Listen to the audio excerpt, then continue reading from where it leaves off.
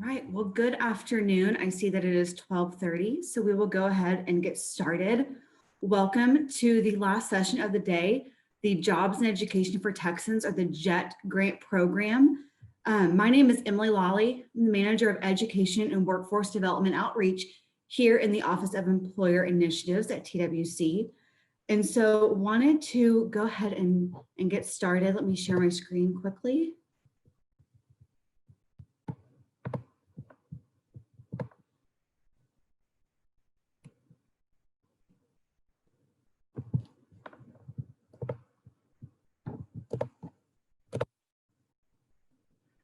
All right, well, we will begin with a brief overview of what the JET grant program is. This grant program provides those grants to eligible offers, those public, community, state, and technical colleges, and independent school districts to purchase and install equipment necessary for the development of those CTE courses or programs, leading to that license, certificate, or post-secondary degree in a high-demand occupation. And we rely on our local workforce development boards to help us to determine what those high demand occupations are. This program, the legislature moved this program over to the Texas Workforce Commission in 2015, and that is when they added independent school districts as eligible offers. So wanted to start off with, and next slide says FY21, what's next? I would actually like to go ahead and start with a little bit of an FY20 recap. This was our first year that we had an increase in funding available. Last legislative session, thanks to our three commissioners, the #1 legislative appropriations request was additional funding for the JET grant program. So instead of the $10 million for the biennium that we've had in the past, we now have $16 million per biennium, $8 million per fiscal year. And FY20 was the first fiscal year that we had this additional funding. And so last year, we had 41 grants awarded, 29 grants to ISDs and 12 grants to IHEs. And I will say, out of those 41 grants, our institutes of higher education were a part of all 41 grants, because per statute, ISDs must be in partnership with their local community, public community, state, or technical college. And as with every single program that has been discussed today, there are many folks and many teams behind these programs that work so hard to make this program successful. So wanted to thank Carol and our RFA grants team, Christina and our contracts team, Mike with our LMCI team, helping with all of that data, as well as our OEI outreach team to help spread the word, Matt Snydecki, and all of our SDF regional folks that help us to make sure that everyone knows about this wonderful, wonderful program. So this brings us up to FY21. So again, as I mentioned, $8 million is available. And I know the first question on everyone's mind right now is, when is that RFA coming out? Well, I do not have a tentative date for that RFA, but I do have some good news. Some of you might already be on this distribution list, but there is a way to sign up for RFA notifications. Meaning the moment that RFA is issued, you've got an email in your inbox with a link taking you directly there. So I know there's a bunch of hyperlinks in this verbiage on the screen. I'm going to have our email addresses up on the screen here in a little bit. Feel free to shoot us an email and we can send this verbiage to you so you have those hyperlinks available. Just wanted to make sure you're aware, this will give you notifications for all the RFAs out of TWC, not just JET. But it's a great way to make sure that you're aware of when that RFA does come out. And so the JET Advisory Board, there was a legislatively mandated JET Advisory Board, 6-member advisory board, and they met on November 19th of this year, just a few weeks ago, and established 5 recommendations to the commission regarding the FY21 program parameters. And our commission approved these recommendations actually just a couple of days ago. So hot off the press, but would like to update you on these FY21 program parameters. So for funding allocation, for the $8 million available in general revenue this year, 40% of that is available for the IHEs and 60% is available for ISDs. Again, would like to reiterate, IHEs are a part of 100% of the JET grants. Maximum grant amount, minimum amount is set at $40,000. Maximum amount is set at $350,000. The next item is regarding a section of the program evaluation regarding previous JET program funded grant awards received by applicant. So this is points that are based off of the number of past JET grants you have received in the past. So if you've never received a JET grant in the past, you would receive the maximum amount of points for this section. And so for the IHEs, now only taking into consideration those grants which have been awarded under TWC. The program, most of you probably are aware, program originated back over at the Comptroller's office. So, and now only counting the grants that have been awarded under TWC since the program has moved over to TWC in 2015. Next item, budget workbook scoring. So this section is now allowing staff to assign point deductions to the overall score based off that budget workbook scoring. And the last item is point threshold. So the point threshold has been reduced the point threshold from a minimum point threshold of 60 points down to a minimum point threshold of 50 points. So those are 5 of the FY21 program parameter updates. Here is a contact us page. So as many of you know, or as you know, JET is handled through an RFA process. It's a competitive grant application. And so questions regarding the RFA must be answered by the RFA grants team, by Carol Hunt Moses and her wonderful team that works so hard to make this RFA successful. So that's why I put up the RFA grants email address up on the screen. However, my email address is up there as well as Matt Snydecki. If you have questions, if you're wanting to know that RFA notification verbiage and links, please shoot us an email. Please, feel free to take a screenshot to make sure that you have our contact information available to you.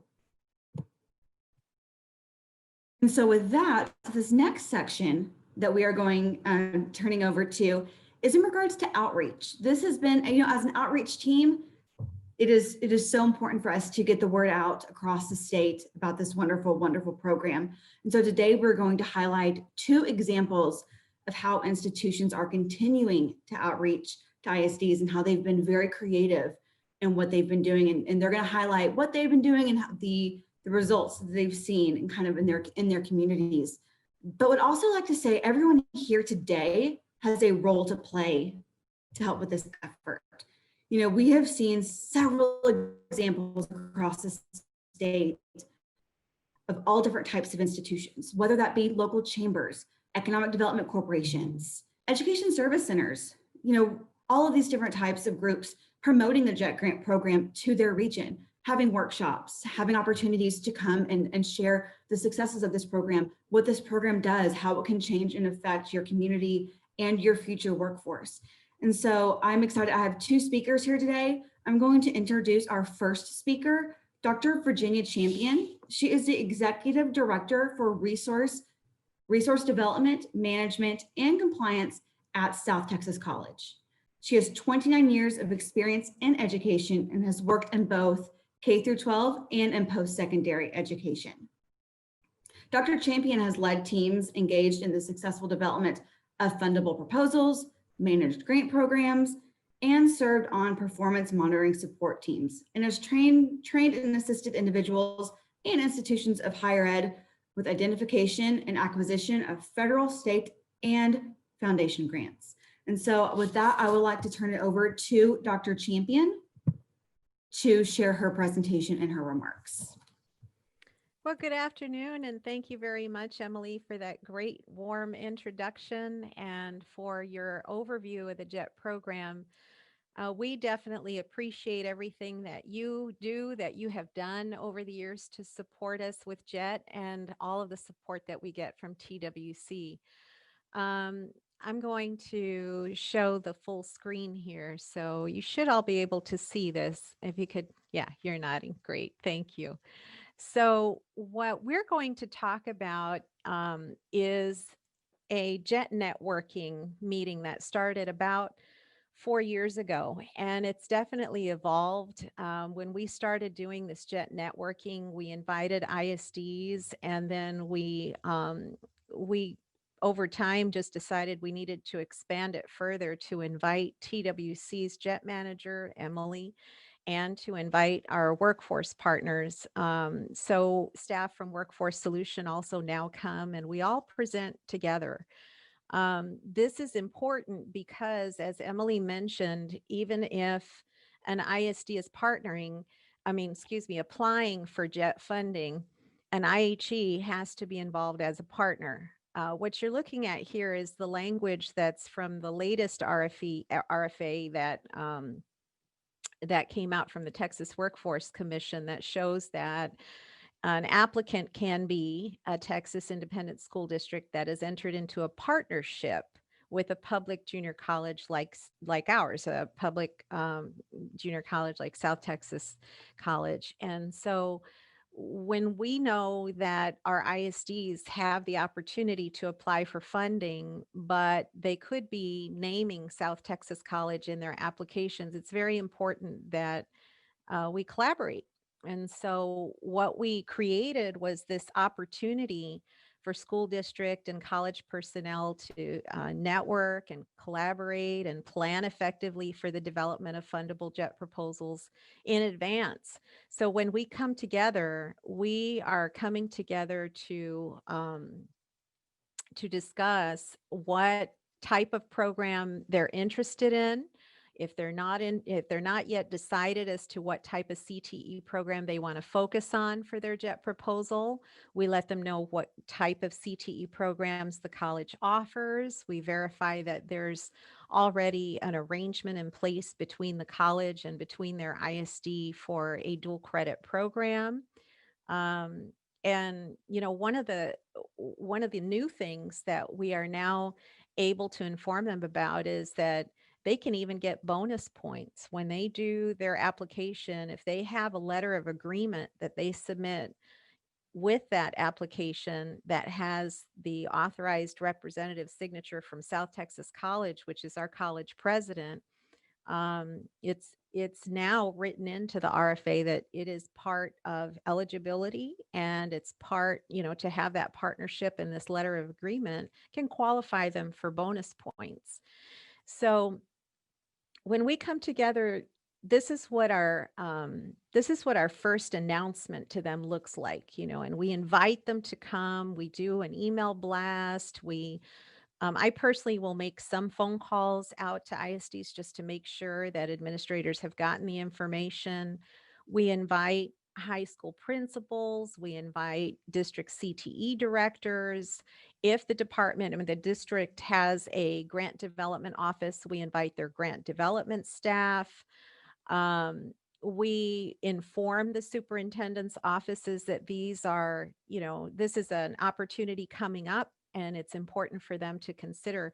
Ultimately, when school districts apply for JET grant, the students that are being served in a dual credit program for STC, for South Texas College, these are our students, and this is one community that we serve. And we have common goals in mind when we're serving these students, and we know that when they're taking courses, if they have access to state of the art equipment that is going to support those students development of skills and their knowledge building that leads toward a license certificate or post-secondary degree, eventually it's going to lead to a high demand job, and that benefits all of us involved. And so we communicate that to them. When we communicate even just from the beginning with this flyer that goes out to them. This is last year's flyer. As you can see, this was announcing the September 4th 2019 networking training. We let them know a little bit about what JET is about, in case they're a school district administrator that's never seen it. They don't know what this grant is about. They've never applied. But of course, now we have several districts who do know what JET is. In the beginning, when we started doing this, a lot of them were new to it. They really didn't know what JET was, and so we had many people walking in the door not really knowing what the networking was all about. And once they learned about it, what we found is that they started working more closely with our department. The department I lead is the Department of Resource Development, Management, and Compliance, but also with the CTE program chairs and the deans from our institution. In some cases, they didn't know what programs we had in place and what we didn't. So some of them were thinking of applying for a program that we didn't even offer. So it was very helpful, I think, for many of them that were new to applying for JET, and to understanding what we meant by the importance of partnership. And so when we do the training, I start and train them on what is networking, and that it doesn't really just begin and end with JET, but that's a good springboard. But really what we want to get to is synergy, where um, throughout the year and all the time, we're thinking about how we can collaborate with one another. And we've established stronger relationships, as evidenced by just merely the sharing of grant opportunities between ISDs and South Texas College. I get calls, they will get emails from me, phone calls, and so it's really opened up the door to um, a lot more, coordination and collaboration between all of us. And we talk about how important it is for us to consider, whether it's, us, the college, or ISDs, considering the impact that grants have on both of our institutions when we develop a proposal or an application and it's submitted and it has the name of that other entity on it.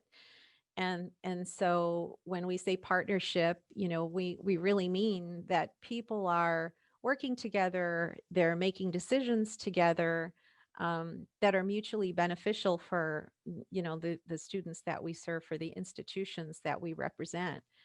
And what I'm showing you here is just kind of an overview of our agenda. This isn't the actual more detailed agenda that they get, but I would be happy, as a follow-up to this session, to provide anybody who's interested with the full PowerPoint presentation that we use, or that we used last year, as an example, more in depth of what it is that they get. Um, as you can see, we had last year Emily Clodfelter, who is now Lolly, present, and at that time as a JET program manager from the Texas Workforce Commission. And she came in and gave an outstanding presentation, which always gets everybody's attention when they see that TWC is on the agenda. And so they all show up excited to see, and hear what is going to be shared. So she shared funding information. She talked about the importance of partnership and the requirement that is there in the RFA for ISDs when they are applying. And then we also had our local workforce solutions office come in and present. We had our community engagement deputy director, business intelligence specialist, and education relations supervisor. And their major focus was in talking about the data and access to data that would be helpful to applicants in determining which programs would make sense and what the job market looks like in those occupations. And then in the RFA for the JET program, there is a requirement that a high demand occupation form be submitted together with the application, and that form has to be signed by the local workforce board. So they go over that and they talk about their process, for receiving that from ISDs and, reviewing it and getting the signature on it and back to them for their application. And then in our department, one of our grant development officers, Noemi Marroquin, has taken the lead and been very instrumental in developing the presentation on the JET application itself. So what we do is we go back to the latest version of the RFA that we have from the Texas Workforce Commission, because we have to keep in mind that when we do this JET networking, we're doing it before that fiscal year's application has posted, so that we can invite TWC to come in and present. Because if you haven't heard this yet, once the RFA is out, their mum on the JET program. So before the RFA posts, that's our opportunity to be able to bring them in so they can speak, about the program, about the, funding information for that year. And so then the other part of the presentation that is provided by our grant development officer is on the internal review process that we have in place. Because we do have our grant department, we have a technical review process for all applications that come into our office that involve STC in any way, or that are applications that STC is submitting, directly as the lead applicant. And everything is reviewed not only by our grant development officer, but also by myself as the administrator for the department. And our department happens to be within the office of the president. So they're reviewed very carefully, keeping in mind that the next review is going to be by the college president to authorize the submission of the application that, in the case of an ISD application, names STC as a partner. So we do review very, very carefully. And then lastly on our agenda, and probably one of the most important parts, is the networking, where they're able to move to small groups and they focus on the specific CTE program that they're interested in or that they're considering for their JET application. And this is where, district administrators are together with STC deans and CTE program chairs, and they start planning. And we tell them that, even if they haven't finished making a decision on which program, to just come back to us and communicate, what their decision is, so that we can make sure that we get them connected to the right program, to the CTE program chair, so that they can more in depth discuss the course sequence and the ideal equipment that they would want to include in their JET program application. So in our presentation last year, we provided them with our, funding information on the JET from fiscal year 19. We were awarded, and we also had 4 districts awarded in our region in fiscal year 19, which, over the years, we've seen the numbers of awards to South Texas have climbed. We think that a part of that is because we do the JET networking. And, because I think everybody recognizes that regardless of whether it's the college or ISDs that are getting a JET grant, these are our students that are going to benefit from learning about these programs. As you can see, in fiscal year 20, it was 5 school districts that were awarded in our region, and we have 3 that are implementing welding programs, and 2 that are implementing automotive service technician and mechanic programs, and all of them receiving a significant amount of funding for equipment that is needed for them to run those programs. So when we network with them, as you can see, we have this process in place, and I really want to tell you, it's helped us so much. In the very beginning, I've been at the college now 5 years, and in the beginning, when JET opened up for ISDs to apply, it was an eye opener for us, because the deadline is one and the same as it is for, your institution of higher education application. So of course we were working on our JET application, but that year districts were working on their applications, and all within about 7 business days, we had about 4, 5, 6, I don't remember exactly the number, but there were several applications from ISDs that um, informed us that they were applying, and we were working on ours and getting it ready for submission. And so it was a lot coming in a very short period of time. And so very quickly, a decision between myself and the president was made that we would offer this JET networking meeting. And I have to tell you honestly, I mean, for me, it was very natural to think about bringing these people, together, because I had come from a regional education service center. I had worked with administrators across the school districts across the South Texas region from Brownsville and Laredo for many, many years.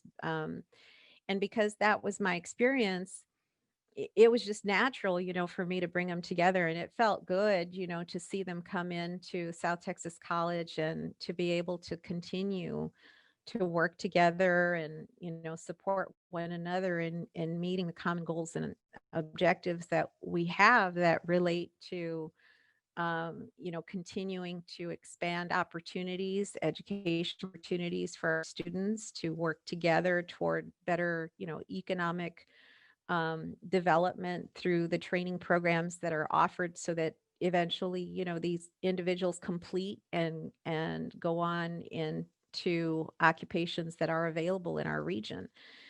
And so what we ask them to do is just, work really very closely with us when it comes to the JET program. So they start by contacting RDMC, stands for Resource Development Management and Compliance. And then we help to make sure that they're connected to our dual credit program and to the CTE program chair. So that what happens there is that, dual credit will verify that they already have an arrangement in place and that they have the dual credit instructors that they need for the program that they're looking for, or they work with them to make arrangements if they don't yet have that in place. Um, and with the CTE program chair, once they know which school district is interested in, applying for JET equipment, for their particular program, they'll look at, well, what is the ideal equipment for that district to include in their budget? And they review the course sequence as well to make sure that it's one that makes sense and will feed, directly into the offerings that the college has.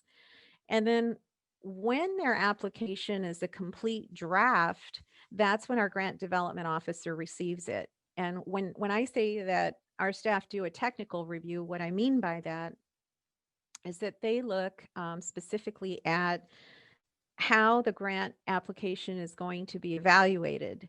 And all of that information is posted by the Texas Workforce Commission every year when they announce the grant. And so we base it on exactly verbatim what it says. And when we review it in comparison to that evaluation criteria, and then provide them with feedback with sometimes suggested revisions or just considerations for the ISD. It is their application. But since we're named as a partner, we want to help them if we can and as much as we can to write a fundable proposal. And we know that for a proposal to be fundable, it needs to respond to what the funding agency, in this case, the Texas Workforce Commission, is looking for.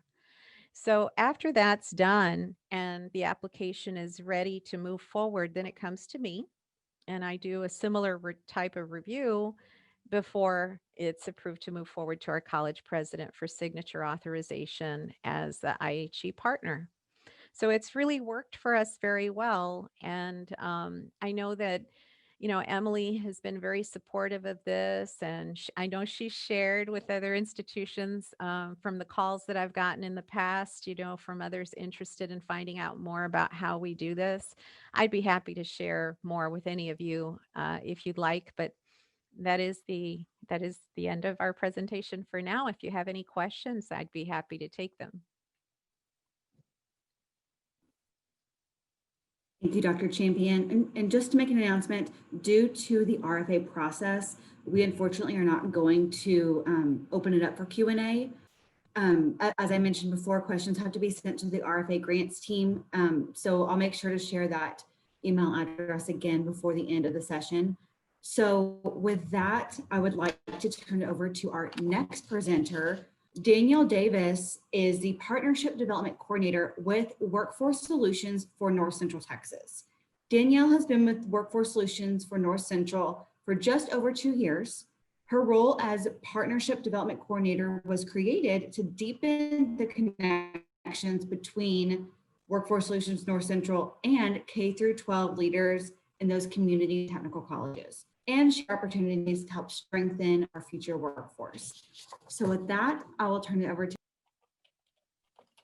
Thanks so much, Emily. I'm very happy to be here, and it is an honor to share some of the work that I've been doing in the short time that I've been with Workforce Solutions for North Central Texas. So as Emily was saying, I'm the Partnership Development Coordinator, and this is a relatively new role, really hoping to build cross-agency partnerships, engage those K through 12 and college partners, and promote that shared vision with the success of our future workforce. So in the summer of 2019, we started a pilot of the JET workshops. So the JET grant workshops, it stemmed out of recognizing what a great opportunity the JET grant offers students in the region, able to strengthen their skills needed to enter the workforce, and strengthens those partnerships between ISDs and colleges. So as I was pretty new, I had a lot to learn. So we really started looking at the parameters of the RFAs, the history of the program, and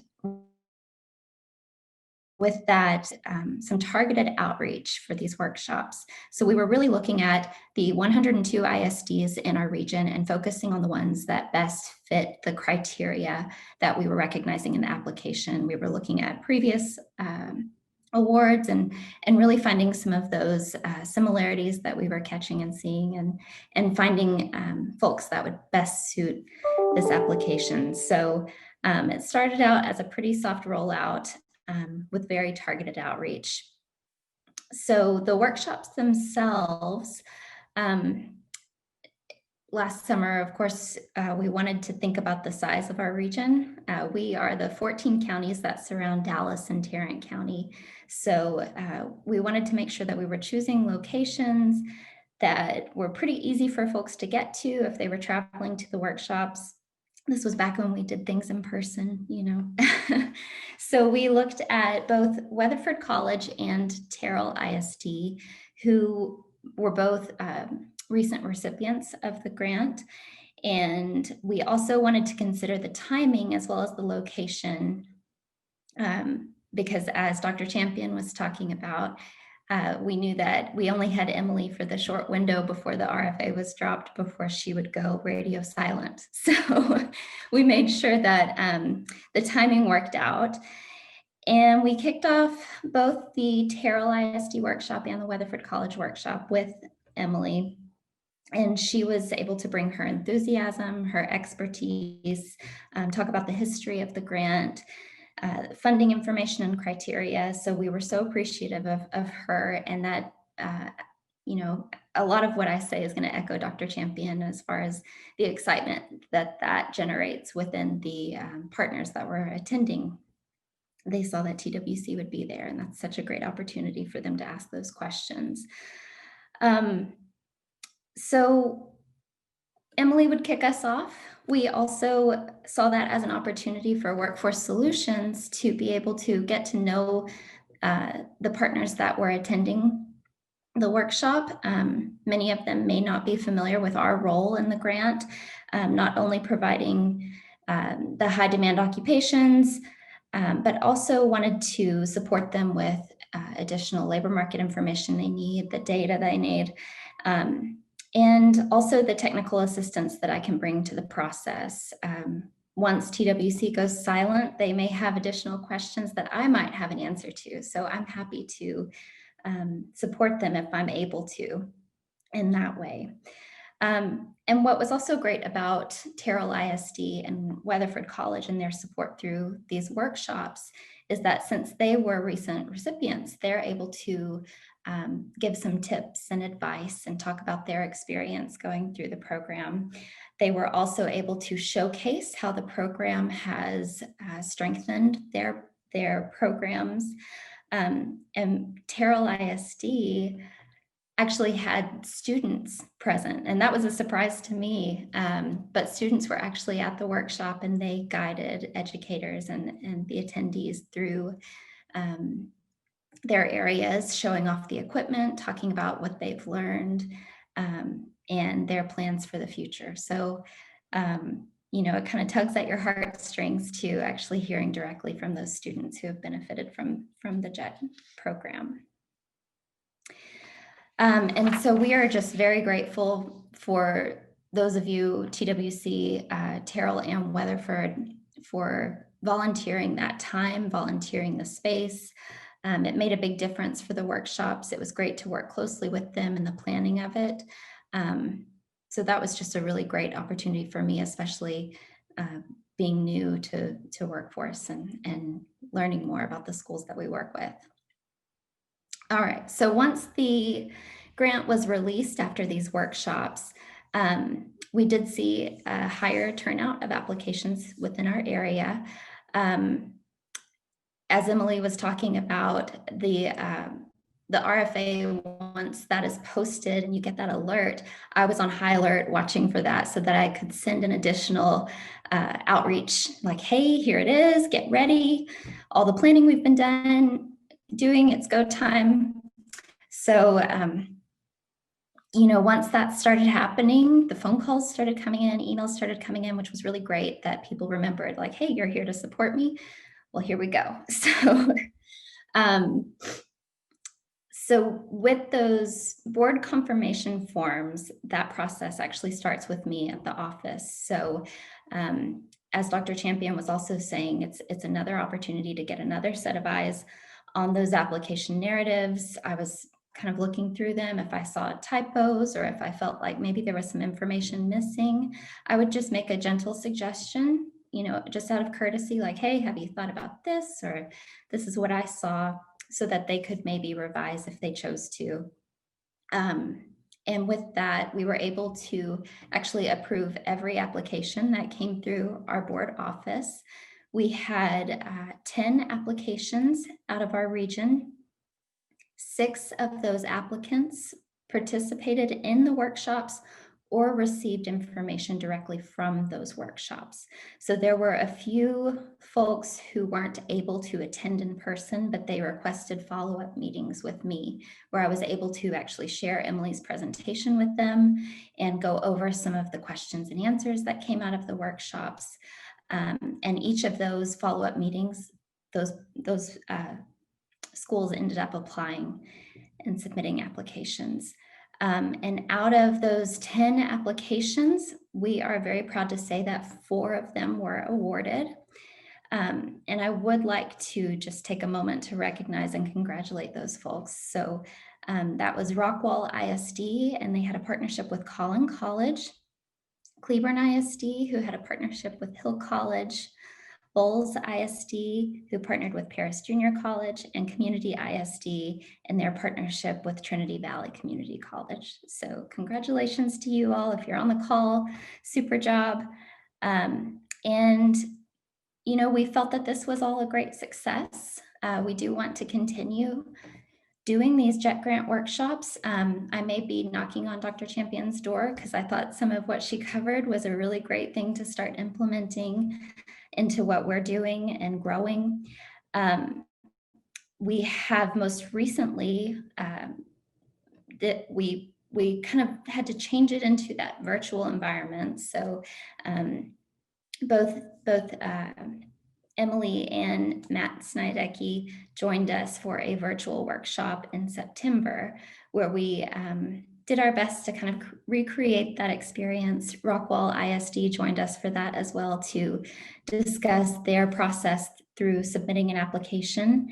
And, you know, hopefully we'll see some more success moving forward in terms of numbers of applications coming through, and how we as a workforce board can help and partner for greater success. So that was kind of a quick run through of everything that we've been working on, but we do anticipate that it will continue to grow and change along with everything else that we've been rolling with. So All right, well, thank you so much. And if you will have any questions, I'll drop my email address in the chat. So I'm here for any of those thoughts or questions.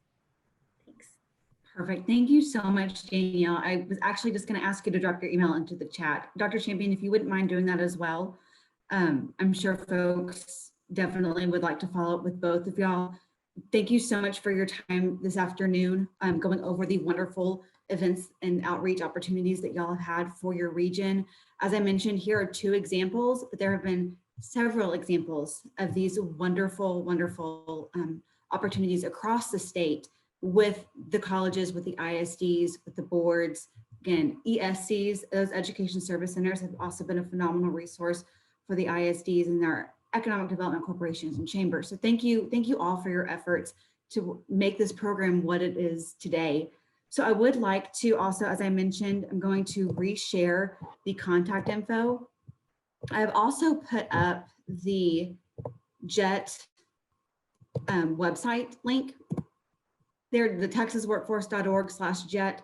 So, the grants that Dr. Champion and Danielle mentioned, you can find more information, the list of past JET grants to see, the occupations they applied under and those grant amounts. So that list of past JET grants is available on the JET website, along with additional information about the JET Advisory Board and all of those wonderful things. So if you have any questions, please you can send them to Matt, myself, the RFA grants team. We'll make sure to get them to the right place. I would also just like to, again, thank Dr. Champion and Danielle for being here today. And then with that, thank you for joining us on day 1 for our OEI virtual conference. Please be sure to join us tomorrow at 9 a.m. for another wonderful set of panel discussions about more of our amazing programs here at the Texas Workforce Commission and those wonderful resources for economic development and education.